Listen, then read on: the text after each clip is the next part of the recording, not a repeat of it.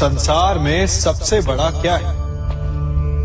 अभिमान और बाहुबल या विश्वास और आस्था? निश्चित रूप से बाहुबल के महत्व को नकारा नहीं जा सकता।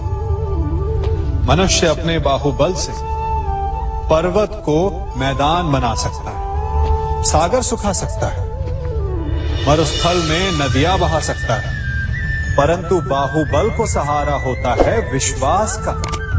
यदि मन में विश्वास ना हो तो बाहुबल किसी काम का नहीं। वो कौन सा बल है कि मोर आकाश की ओर ताकते हैं? वो विश्वास ही तो है जिसके कारण वर्षा होती है और दोनों की प्यास बुझती है। परंतु जब आपके बाहुबल का सामना धर्म के विश्वास से होता है तो बाहुबल हार जाता है और जीतता है विश्वास।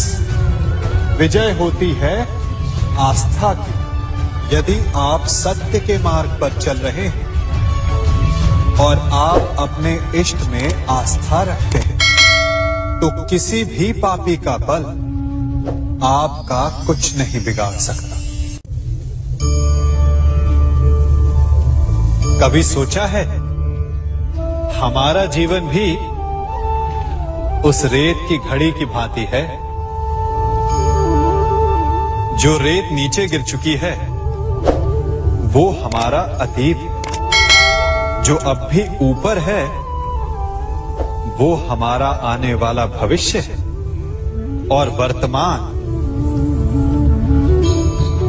ये संकुचित स्थल है जहां से धीरे धीरे करके रेत गिर रही है।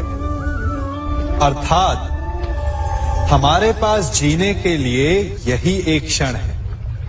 उसका उपयोग कैसे करना है ये हम पर निर्भर करता है। जो बीत गया उसका दुख मनाना है या जो भविष्य में होने वाला है उसकी प्रतीक्षा में क्रोध करना है। सब कुछ करने के लिए यही एक क्षण है।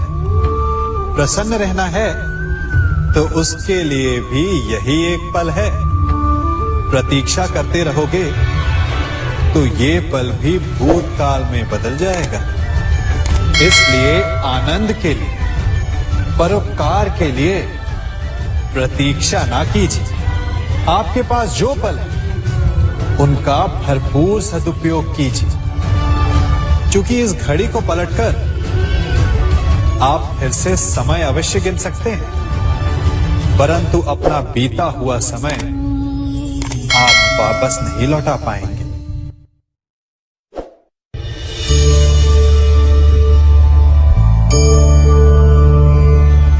मनुष्य के जीवन में संतान का बहुत महत्व है।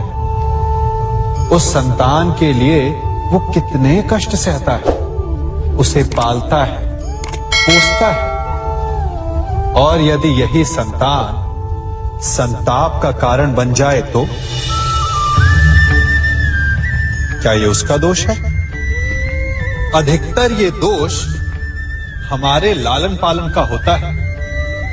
बचपन में बालक के हठ को मानकर हमें आनंद की अनुभूति अवश्य होती है, परंतु धीरे धीरे अपने बालक के हठ को मानकर उसके हठ के दास हो जाते हैं। एक हठी उद्दंड और असंस्कारी संतान उस सूखे वृक्ष के समान होती है कि यदि जिसमें आग लग जाए तो वो सारे वन को भस्म कर डाले। और स्मरण रहे, जब उसमें अग्नि लगती है तो सबसे पहले वो स्वयं के घर को ही भस्म करती है। इसलिए जब आवश्यकता हो तो अपनी संतान के हठ का विरोध करें, उसे रोके, क्योंकि यदि समय रहते ऐसा ना किया गया तो भविष्य में इस समस्या के परिणाम गंभीर हो सकते हैं। प्रतिज्ञा, वचन, ये सब मनुष्य ने समाज को सही दिशा में रखने के लिए बनाए हैं। वो मनुष्य ही क्या जिसके जीवन में नियम ना हो, जिनका वो पालन ना करे।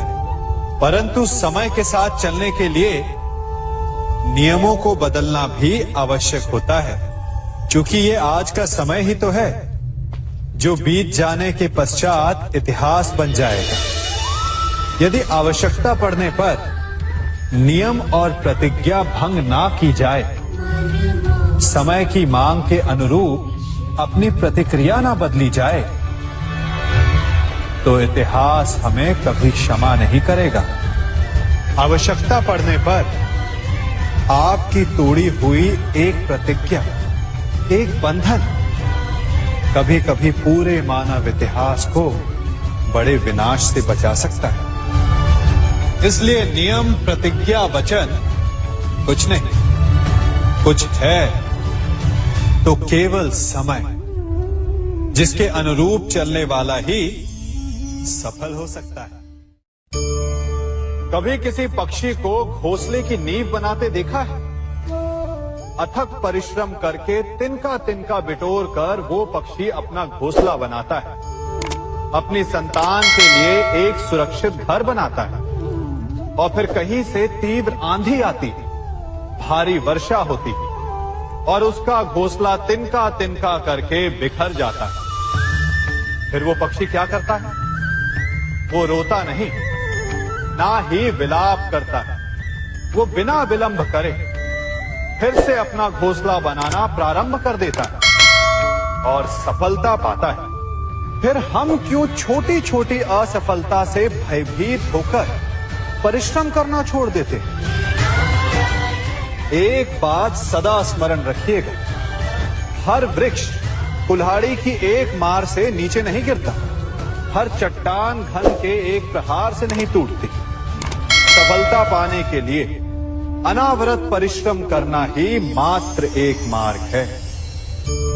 स्वीकारण, सत्य का स्वीकारण मनुष्य के लिए बहुत ही महत्वपूर्ण है।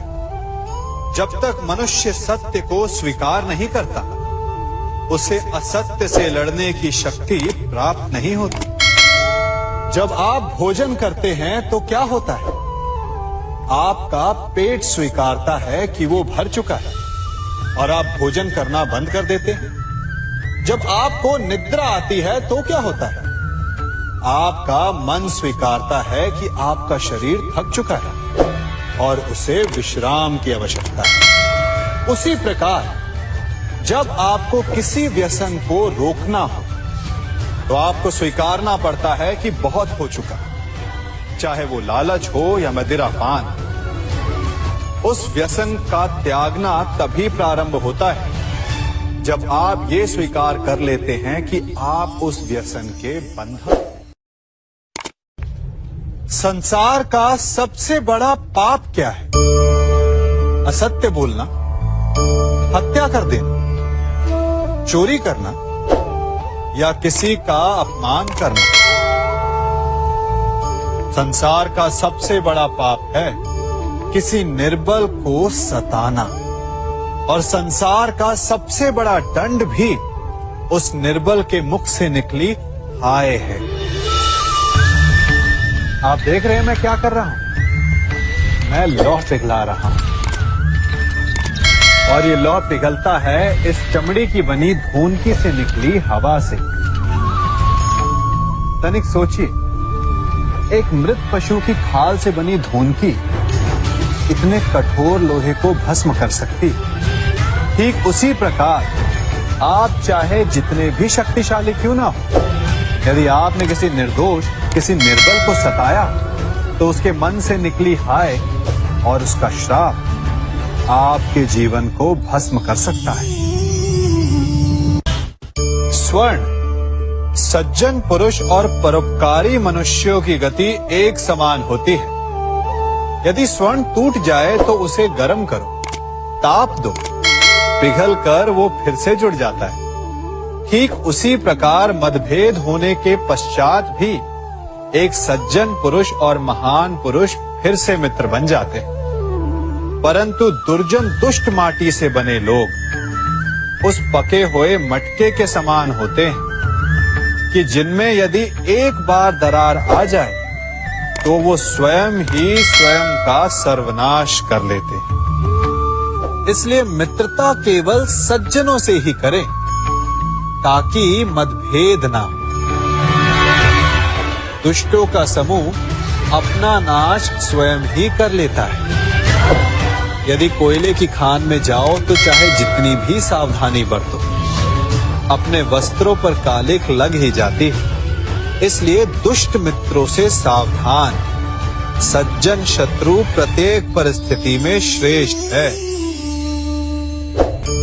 प्रत्येक मनुष्य सफलता पाने के लिए कार्य करता है। कुछ सफल होते हैं, कुछ नहीं होते, और जो सफल नहीं होते वो सदा अपनी असफलता का कारण या तो अपनी परिस्थितियों को बताते हैं या अपने सहयोगियों को दोषी ठहराते हैं।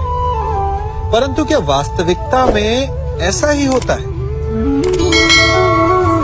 क्या कोई परिस्थिति या कोई व्यक्ति किसी की असफलता का कारण बन सकते हैं? उत्तर हां भी है और ना भी। कैसे? आप इस तितली को देख रहे हैं? आपने एक मक्खी को भी देखा हो। प्रकृति ने दोनों को समान गुण दिए हैं रस पान करने का।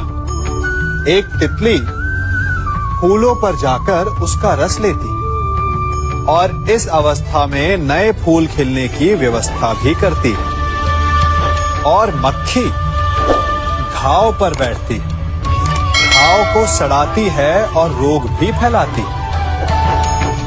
यदि इसमें किसी बात का अंतर है तो केवल सोच का। यदि आप उचित मार्ग चुनेंगे तो आपको सफलता मिलेगी, आप में उत्साह बढ़ेगा। और यदि आप अनुचित मार्ग चुनेंगे तो आपको असफलता मिलेगी, निराशा मिलेगी। अब उचित मार्ग चुनना है या अनुचित मार्ग, ये निर्णय तो आप पर निर्भर करता है। मनुष्य सदा भला बुरा, खरा खोटा, सत्य असत्य की बातें करता है। सत्य को अच्छा मानता है और असत्य को बुरा।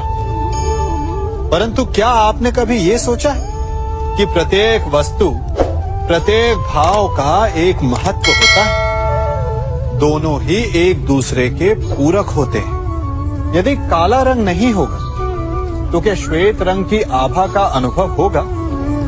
यदि असत्य नहीं होगा तो क्या सत्य के महत्ता का ज्ञान होगा?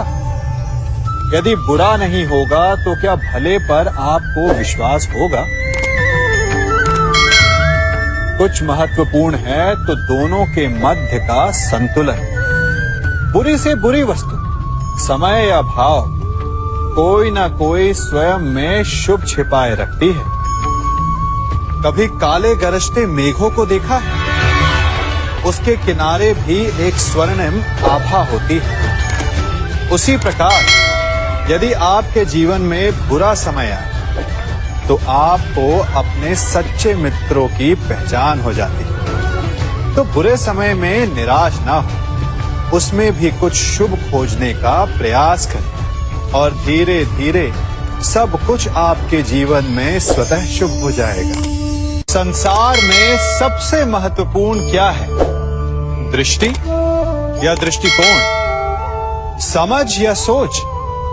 सामान्यतः मनुष्य की दृष्टि और सोच में अधिकतर वो वस्तु, वो घटनाएं, वो भाव श्रेष्ठ हैं जो हमें आनंद दें, और जो हमें आनंद नहीं देते उन्हें हम दुखदाई मान लेते हैं।